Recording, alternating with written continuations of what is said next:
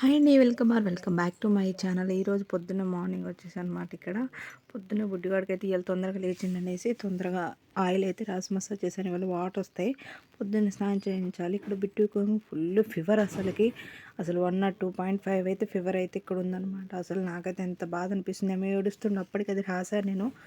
పసుపు బియ్యం గంధం కలిపితే రాస్తూనే ఉన్నాను. సెకండ్ డే కదా, అసలు ఇంకా ఒకవైపు ఇంకో చెంప కూడా వాసింది. ఇన్ని రోజులు నార్మల్గా ఒక్క చెంపే ఉండేది కదా, నెక్స్ట్ డే కూడా ఇంకో చెంపకైతే వచ్చేసి ఇంతలా వాపు వచ్చినాయి. ఫీవరు, ఏడుస్తున్నాడు, వామిటింగ్స్ అవుతున్నాయి. వామిటింగ్స్ ఎందుకంటే సిరప్ ఇచ్చారనమాట నిన్న ప్రైవేట్ హాస్పిటల్కి వెళ్తే. ఆ సిరప్ తాగే ముందు వాక్ అని అనేసి అనుకుంటున్నాడు. దానివల్ల వామిటింగ్స్ వచ్చినట్టు అనిపిస్తుంది. నిన్న బాగా నైట్ బాగా చికా చేసిండు. ఇక్కడ మా చిన్నోడు పండిండు. ఏం ఏడుస్తుంటే అరుపుక ఆయనలో ఏడుస్తుండు. ఏడుస్తుండనేసి సర్లే అనేసి రానా నాకు కొద్దిగా బ్రష్ వద్దు అంటే, అమ్మ నాకు అస్సలు చేత కావట్లేదు అని ఏడుస్తూనే ఉండడు. పాపం బాగా పెయిన్ వస్తుందంట. చంపలు కదా కొద్దిగా లైట్గా అసలు టచ్ కూడా నన్ను చేయనట్లు. ఇక్కడ చూసారు కదా 102.5 ఉంది ఫీవర్ అయితే. ఎప్పుడు రికవర్ అవుతుందో చూడాలి. మరిగా ఇంకా చలి వస్తుంది అంటుండు, జ్వరం అంటుంది. ఎందుకైనా మంచిదని మా ఫ్రెండ్ ఏమో కొద్దిగా ఒళ్ళు తూడు అమ్మ, పెదాలు కూడా ఎండిపోతూ ఉంటున్నాయి కదా అంటే, తొడిగుడ్డ పెట్టి పైపైన కొద్దిగా లైట్గా ఒళ్ళు అనేది తూడ్చి మళ్ళీ అయితే క్లాత్ అయితే పెట్టేశాను, కొంచెం ఫీవర్ అనేది క్లియర్ అవుతుంది అనేసి. తర్వాత ఇక్కడ చిన్న కూడా పడుకోబెట్టేశాను. ఇక ఆయన లేస్తే ఇక ఇందాక ఆయిల్ మసాజ్ చేసి మళ్ళీ ఆయన పడుకోబెట్టేసిన తర్వాత ఇక్కడ వాటర్ అయితే వస్తున్నాయి. మార్నింగ్ కదా, మార్నింగ్ టైంలో మళ్ళీ ఇక్కడ వాటర్ పడుతున్నాను. ఖచ్చితంగా వాటర్ అయితే పట్టుకోవాలి. ఇవి మిస్ అయితే మనకి ఇంకా డే మొత్తం వాటర్ ఉండవు, డే బై డే వాటర్ అయితే వస్తాయి.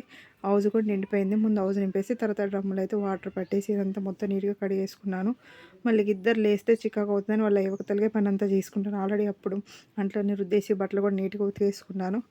వంట రూమ్ కూడా అన్నీ నీట్గా సర్దేసుకొని 7:38 కల్లా నా పని అయిపోతుంది. ఇక నెక్స్ట్ వంటలు టిఫిన్స్ ఇవి స్టార్ట్ చేస్తా. వంట రూమ్ కూడా నీట్గా సర్దేసుకున్నాను. ఇక్కడ పని అయిపోయింది. నెక్స్ట్ వచ్చేసి ఇక్కడ ఉప్మా రవ్వ అండి, అలాగే సేమియాతో అయితే చేస్తున్నాను. మరి ఒక్కటైతే తినాలనిపించదు కదా, అప్పుడప్పుడు కొద్దిగా ఏదైనా మిగిలిందంటే ఇట్లా రెండు కలిపి చేస్తాను. ఉప్మా రవ్వ సేమియా కాంబినేషన్ కూడా చాలా బాగుంటుంది. సింపుల్గా చేస్తాను, మరి హెవీగా అయితే ఏం వేయను. ఇందులో నార్మల్గా ఆయిల్ వేసుకొని తాలింపు గింజలు, ఉల్లిగడ్డ, పచ్చిమిర్చి, సింపుల్ అండ్ ఈజీగా అంతే. కొద్దిగా లైట్ కరివేపాకు, పల్లీలు, జీడిపప్పు వేస్తానండి. ఎందుకంటే బాగుంటుంది. ఉట్టిగా తినాలనిపించలేదు అనుకో, ఇట్లా ఉప్మాలో టేస్ట్ కూడా చాలా బాగా అనిపిస్తుంది అనేసి పల్లీలతో పాటు కొద్దిగా జీడిపప్పు కూడా యాడ్ చేశాను.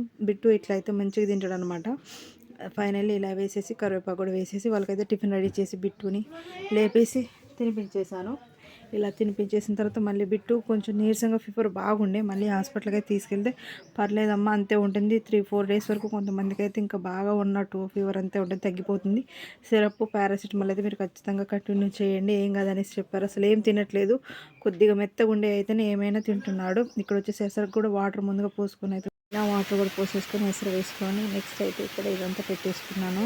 ఎసరు వేసుకొని అందులోనే సాల్ట్ అయితే యాడ్ చేసుకున్నాను. ఇవి అయితే మరిగిపోయింది. ఇక్కడ మరిగిన ఇందులో అయితే ఉప్మా రవ్వ అలాగే సేమియాలు అయితే వేసుకున్నాను. ఉప్మా రవ్వ సేమియా ముందుగా వేయించుకోండి, చాలా బాగుంటుంది. తింటుండే కూడా పొడి పొడిలాగా మస్తు అనిపిస్తుంది.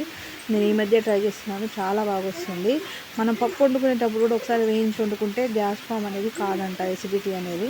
ఏదో కొన్ని టిప్స్ తెలిసినవి అయితే చెప్తున్నాను. నెక్స్ట్ ఎవరైనా ట్రై చేయండి, ఇలా ట్రై చేయండి, చాలా బాగుంటుంది. ఉప్మా తినాలనుకో, బుద్ధి కాలేదనుకో, ఇలా సేమియా ఇస్తే ఆటోమేటిక్గా తినాలనిపిస్తుంది.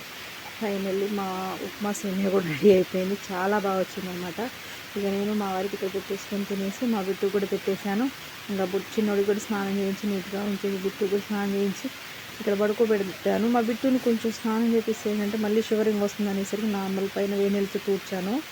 ఇలా చేసిన తర్వాత ఇక వాళ్ళ తమ్ముడికి స్నానం చేసి పడుకోబెడితే వాళ్ళ తమ్ముడి దగ్గర ఆడుకున్న నోరు పెట్టొద్దంటే ప్రతి ముద్దు పెట్టుకుంటూ ఉంటాడండి. మళ్ళీ ఇన్ఫెక్షన్ వస్తుందేమో అని నాకు భయము.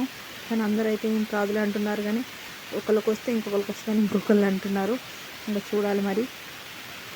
ఫైనల్లీ ఇక రోజు మొత్తం ఇలా గడిచిపోతుంది నాకు ఈ పనులతో. హడావుడి బిజీ అయిపోతున్నాను అసలు నేను. ఒక్కొక్కసారి అయితే నాకు లంచ్ చేసే టైం కూడా ఉండట్లేదు. పొద్దున్న నాకు పని అయిందనుకో, నేను తినే టైంలో మా చిన్నోళ్ళే వస్తారు. అదనమాట. ఇక్కడ వచ్చేసి మా వారిని అయితే ఇక్కడ రామ్ సీతాఫలం అయితే ఉన్నాయి. ఇది షార్ట్ వీడియో కూడా పెట్టాను చూడండి.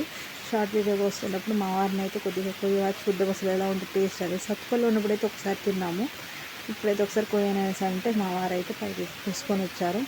పర్లేదు బాగానే ఉంది. అందులో ఒక్క కాయ బండింది, ఇంకా బాగా మాగాలంట, మెత్తగా అవ్వాలి. ఒక్కటే బండింది, మిగతా అట్లా బాక్స్లో పెట్టాము. మళ్ళీ తర్వాత పండిపోతాయంటే.